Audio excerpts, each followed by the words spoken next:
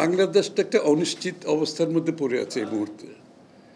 বাংলাদেশ কোথায় যাচ্ছে কেউ জানে না। বাংলাদেশের জনগণ একটা স্বৈরাচারকে বিদায় করেছে, একটা ফ্যাসিস্টকে বিদায় করেছে গণতান্ত্রিক ব্যবস্থা ফিরিয়ে আনার জন্য। মূলত দিশাই ছিল আন্দোলন। গত 10-15 বছর ধরে এই আন্দোলন একেবারে চূড়ান্ত পর্যায়ে সবাই মিলে স্বৈরাচারকে বিদায় করেছে। তারপর থেকে যে গণতান্ত্রিক অর্ডারের মধ্যে প্রক্রিয়ার মধ্যে দেশটা যাবে, এখন পর্যন্ত কোনো লক্ষণ দেখা যাচ্ছে না। এবং সকলের মধ্যে একটা সংখ্যা কাজ করছে যে কি বাংলাদেশ আদৌ গণতান্ত্রিক প্রক্রিয়াতে যাবে কিনা, বাংলাদেশের মানুষ তার মালিকানা ফিরে পাবে কিনা, তাদের নির্বাচিত সংসদ সরকার দেখতে পাবে কিনা।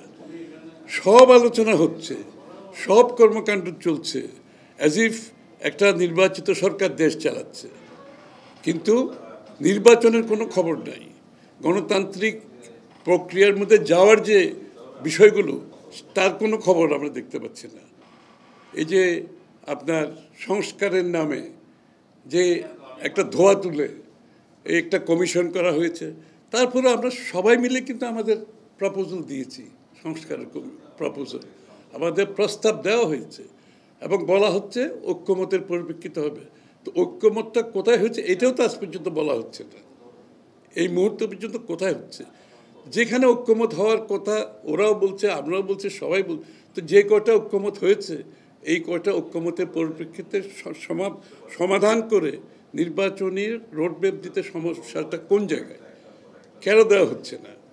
সব আলোচনা হচ্ছে, চিটাগং পোর্ট দিয়ে দেওয়ার আলোচনা হচ্ছে, ওখানে করিডোর দেওয়ার আলোচনা হচ্ছে, ওদেরকে বিনিয়োগ সম্মেলন করা হচ্ছে। এটা তো তাদের কোনোটাই তাদের কাজ না।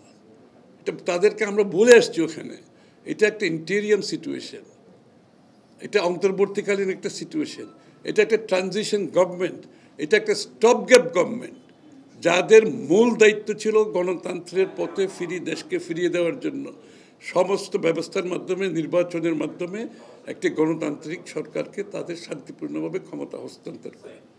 তার কোনো লক্ষণ দেখতে পাচ্ছি না আমরা এখানে। এবং সেটাই হচ্ছে সংখ্যার বিষয়।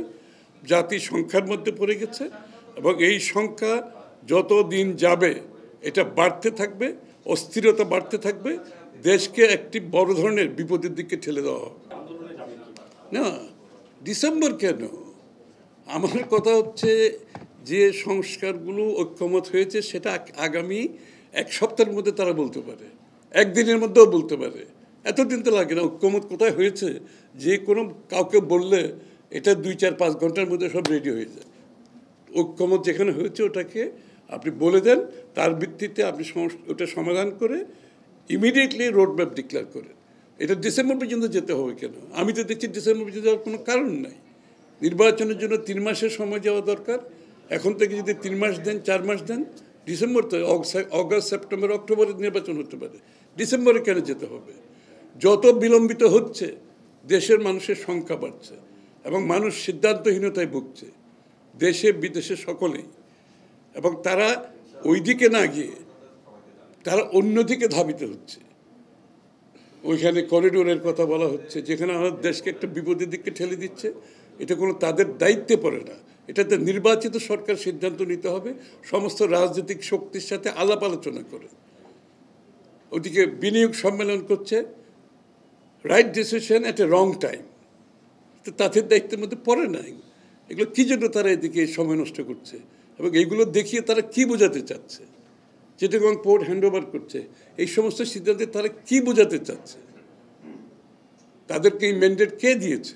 না, নির্বাচনের লক্ষণ দেখাতে হবে। নির্বাচন সম্বন্ধে যদি সিদ্ধান্তহীনতায় ভোগে, তাহলে বাংলাদেশের মানুষ যেই নির্বাচনের জন্য, যেই গণতন্ত্রের জন্য, যেই মালিকানার জন্য এত ত্যাগ স্বীকার করেছে, এটা তো বৃথা যেতে পারবে না। এটা কোনোভাবেই বৃথা যেতে পারবে না। এবং যত তাড়াতাড়ি সম্ভব আমরা চাই ডিসেম্বরের মধ্যে অবশ্যই নির্বাচনের হতে হবে। আমি তো ডিসেম্বর পর্যন্ত যাওয়ার কোনো প্রয়োজনীয়তা মনে করছি না। ইমিডিয়েটলি যেখানে ঐক্যমত হয়েছে এটা ডিক্লেয়ার করে আপনি নির্বাচনের দিনক্ষণ দেন। এটা অগাস্ট, সেপ্টেম্বর যে কোনো সময় হতে পারে। ডিসেম্বর পর্যন্ত যেতে হবে কি জন্য? না, কার কি দ্বিধাদ্বন্দ্ব, আমরা এগুলো আলোচনার কোনো প্রয়োজন নেই। প্রয়োজন হচ্ছে বাংলার একটা ট্রানজিশন গভর্নমেন্ট, ইন্টারিম গভর্নমেন্ট, তাদের দায়িত্ব হচ্ছে বাংলাদেশের মানুষের বাংলাদেশে একটা গণতান্ত্রিক অর্ডারের ফিরিয়ে আনার জন্য একটা নির্বাচনের মাধ্যমে জনগণের ক্ষমতা জনগণের হাতে তুলে দেওয়া। একটা নির্বাচিত সংসদ সরকার হবে যেই সরকার জনগণের কাছে দায়বদ্ধ থাকবে, জবাবদিহি থাকবে। এটাই গণতন্ত্র। এটা বিলম্বিত করার কোনো সুযোগ এখানে নাই।